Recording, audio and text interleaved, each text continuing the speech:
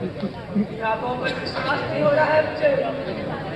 कानों से बातों का विश्वास नहीं हुआ, तुम्हारे रास्ते में आ गया। रण में विलंब हो रहा है भाई।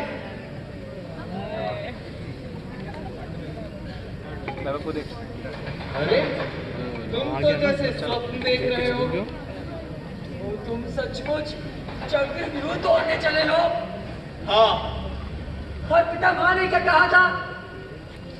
रो पड़े थे भाई वो। उनकी आंखों के आंसू तुम भूल जाओगे। कामना जब पूरी नहीं होती मनुष्य रोता है, और जब पूरी हो जाती है तब भी रोता है। देवता नहीं रोते, वे कामना भी नहीं करते भाई। रहने दो वेदांत, आज के युद्ध में तुम नहीं जा पाओगे। वेदांत का जन्म इसी भूमि में, समर की भूमि में ही हुआ था भाई। अपनी अंतिम सांसों में पितामह हम दोनों की जीवन की कामना करते रहे, पर उनकी ये कामना पूरी कैसे होगी? अरे यदि हम आज के युद्ध में ना जाए, या जब तक ये युद्ध चले हम ना लड़े भाई, पितामह की कामना पूरी होगी। आज एक दिन मुझे लड़ने दो, तुम ना आना। कल से मैं ना लड़ूंगा। और आज ही कुछ हो जाए तो? हाँ, जो कुछ हो जाए। पर कोई बात नहीं भाई, तुम तो रहोगी। तुम्हारे रूप में पितामह की आदि कामना रहेगी। कामना हो तो पूरी हो, खंड ना हो उसका। ना, नहीं। अरे खंड हुई कामना भी तो। अभिमन्यु, तो तुम नहीं मानोगे। यदि आज मैं व्यू को ना तोड़ सका तो मेरे पक्ष की हार होगी। तो ठीक है ना, कोई और जाए, किंतु तुम्हें क्यों? मेरे पक्ष में ये कला कोई और नहीं जानता भाई। सभी वीरों में किसी को नहीं आती। नहीं। और तुम्हें इसी आयु में आ गई। आयु की चिंता विद्या नहीं करती। फिर ठीक है भाई, किंतु आज के युद्ध में तुम्हें सबसे पहले मुझसे लड़ना होगा। जब देख लूंगा कि व्यू के बाहर नहीं निकल सकता, तब मैं तुमसे संवर कर तुम्हारे साथ ही सूर्यमंडल को पार करूंगा।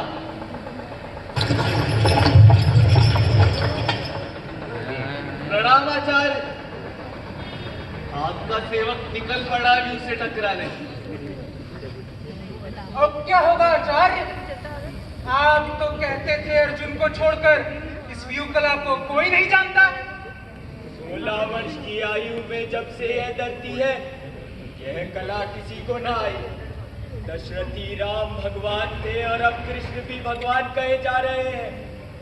16 वर्ष की आयु में बालक अभिमन्यु को इस व्यू की कला ज्ञात हो गई, इसका मुझे विश्वास नहीं होता।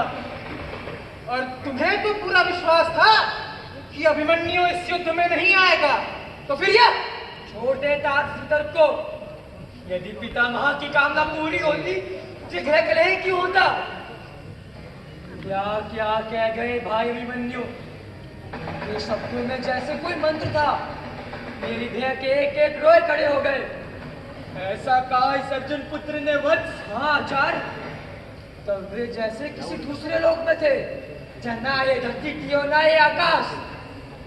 सावधान हो जाओ गुरुराज, जो कभी देखा ना होगा, जो कभी सुना ना होगा, जिसकी कल्पना ना की होगी कभी, आज सब देखने को मिलेगा। धनुष की डोर पर अपने प्राण बांधकर चला है वो बालक। शत्रुओं की आप बराबर स्तुति करते हैं आचार्य। पहले उस अर्जुन की करते थे, अब उसके पुत्र की भी। सूर्य इसकी चिंता नहीं करता, कौन उसकी स्तुति करता है और कौन नहीं। प्रणाम आचार्य। शंकर के वरदान से आज मैं अजय हूं। आज अर्जुन को छोड़कर मेरे सामने दूसरा कोई टिक नहीं सकता। आंधी के आगे जैसे रुई का कोई पता नहीं चलता, शत्रुओं का पता नहीं चलेगा।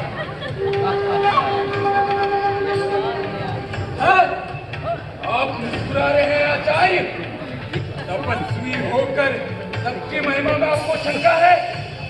आप यही रहे, देखिए मेरे रहते इस गुरु द्वार से कौन प्रवेश करता है। सूर्य को डूबते देखते हो सिंधुराज? हाँ देखता हूँ।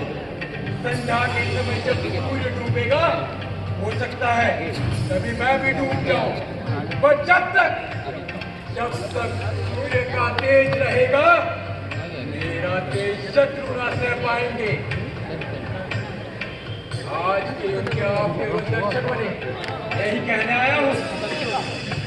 रहे हो सुयोधन, युवराज तुम्हारे सेना के सेनापति बन रहे हैं। इस पद पर इनके अभिषेक का समय तो आना ही है। शंकर भगवान का वर लेकर अब कोई दूसरे काम में मेरे दिखे नहीं आचार्य। भगवान ने एक अर्जुन को छोड़कर शेष सभी पांडवों को जीत लेने का वर मुझे दिया था। की तपस्या तुमने कब की? द्रौपदी का हरण मैंने पांडवों के वनवास काल में किया था। आप सुन चुके होंगे। हाँ, भीम ने तुम्हें बंदी जो बना लिया था, बस उसी अपमान के प्रतिकार के लिए आपके सेवक ने शिव की दारुण तपस्या की। महादेव ने वर मांगने को कहा, पांडवों को जीत लेने का वर मैंने मांगा। विपक्ष की सारी सेना मैं जीत सकता हूँ, पर केवल अर्जुन को नहीं। अच्छा, तो अर्जुन शंकर का तुमसे बड़ा भक्त है। ठीक, अर्जुन इस समय यहाँ से 5 योजन दूर है।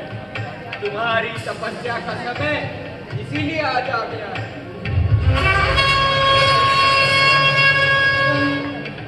युद्ध का बिगुल बच चुका है, अब मुझे आज्ञा दे।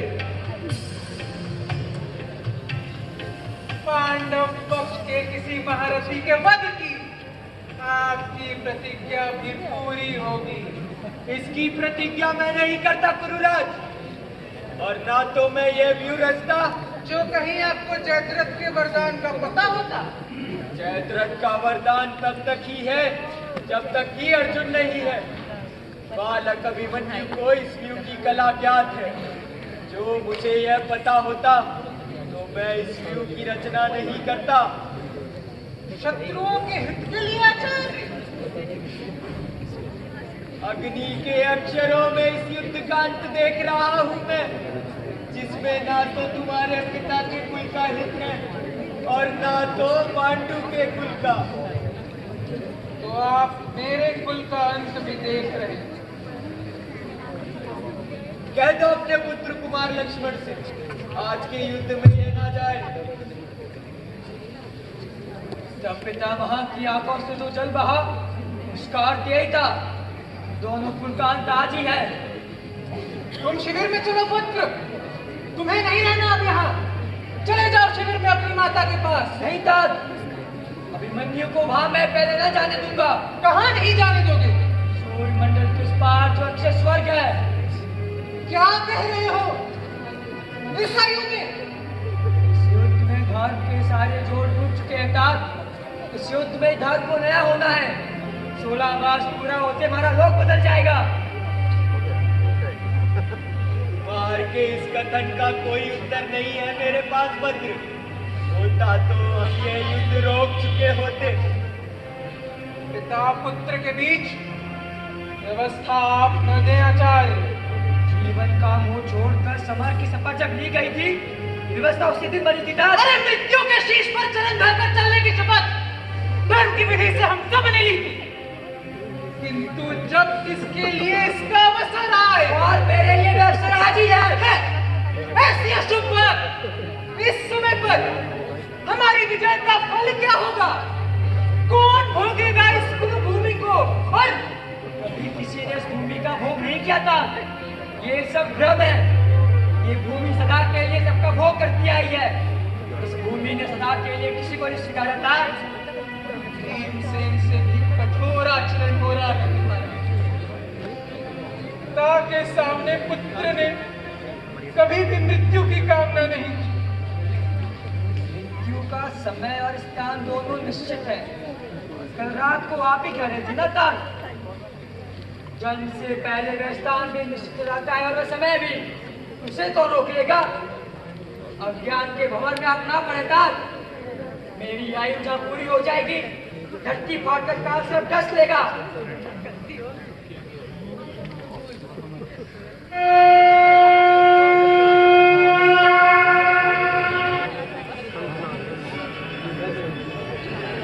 मन्यु के पीछे पांडव रथियों ने विपर धावा बोल दिया है।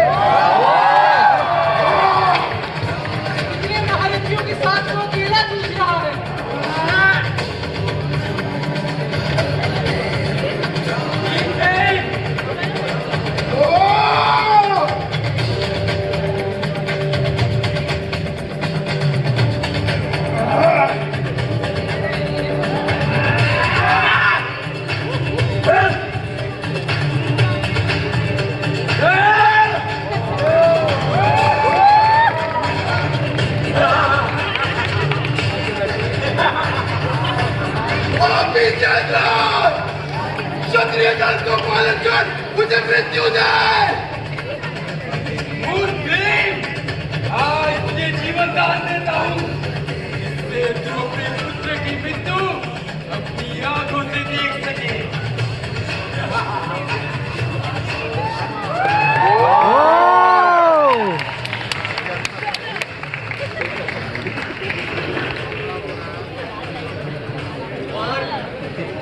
तुम जाके विश्राम करो।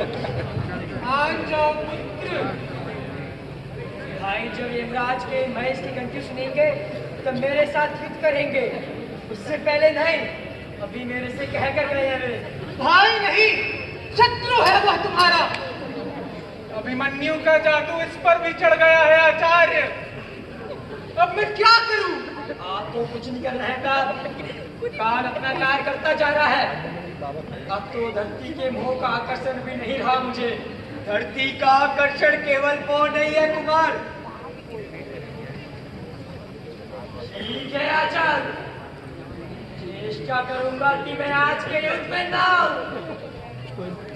माता के आंचल में सिर डाल के सो जाने की चेष्टा करूंगा मैं। अब मैं चलता हूं।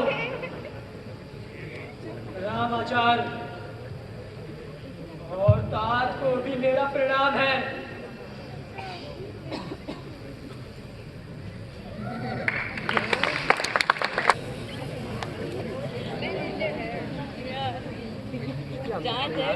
यमराज के भैंस की घंटी सुन रहे हो भाई? अब मुझे मार कर आगे बढ़ो।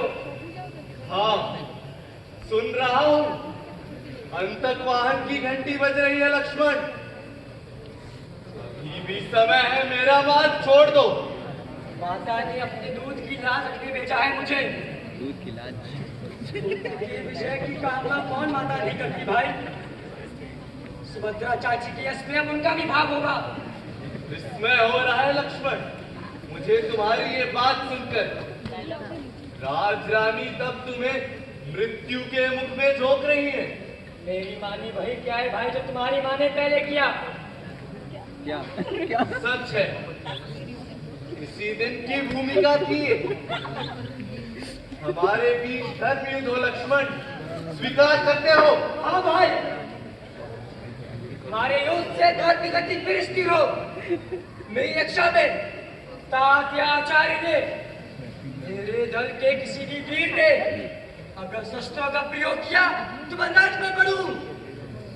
हमारे युद्ध के साक्षी स्वयं धर्म या भगवान सूर्य हो।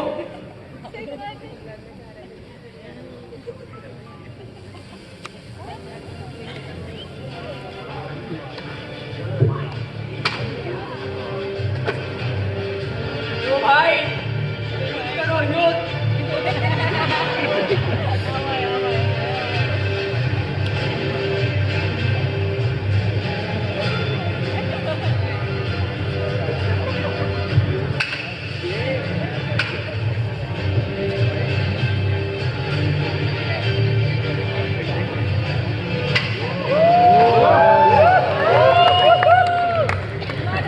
क्या हुआ लक्ष्मण?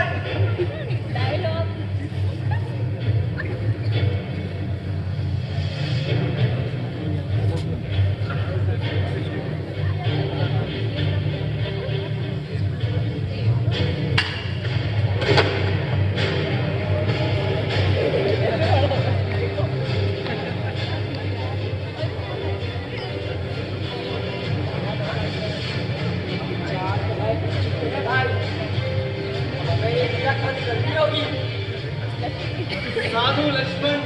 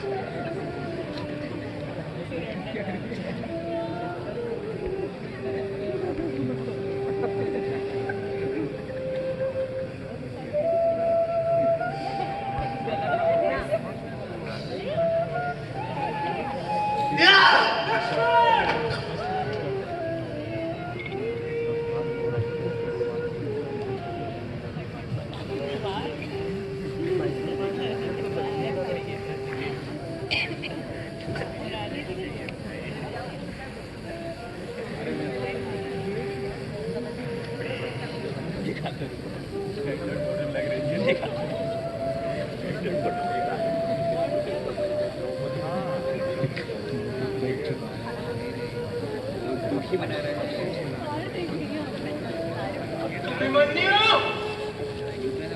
मेरे क्रोध का काल तुझे जरूर डसेगा।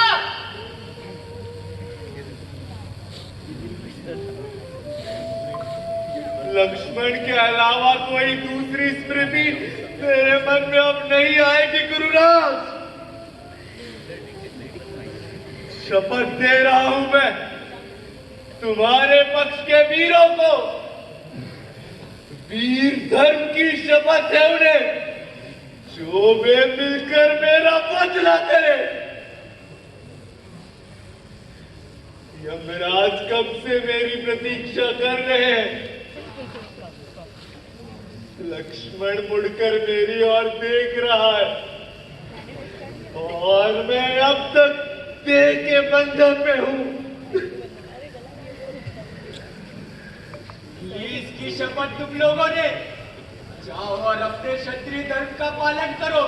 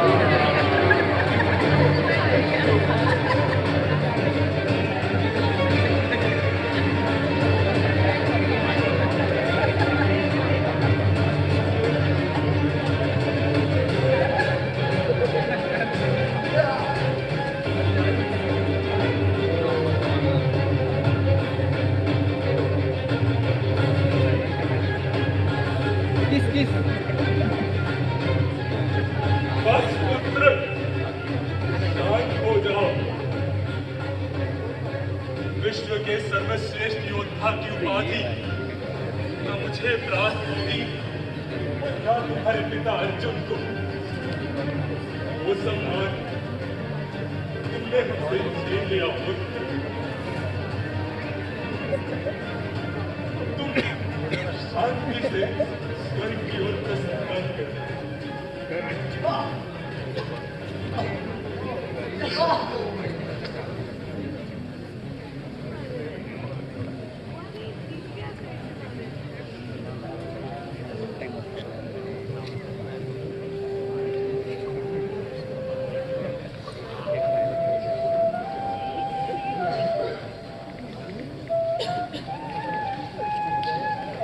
अभिमन्यु,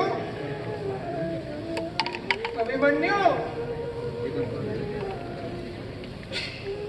दिन भर सूर्य की तरह जलते रहे, अब नहीं उठोगे? उठ जाओ पुत्र।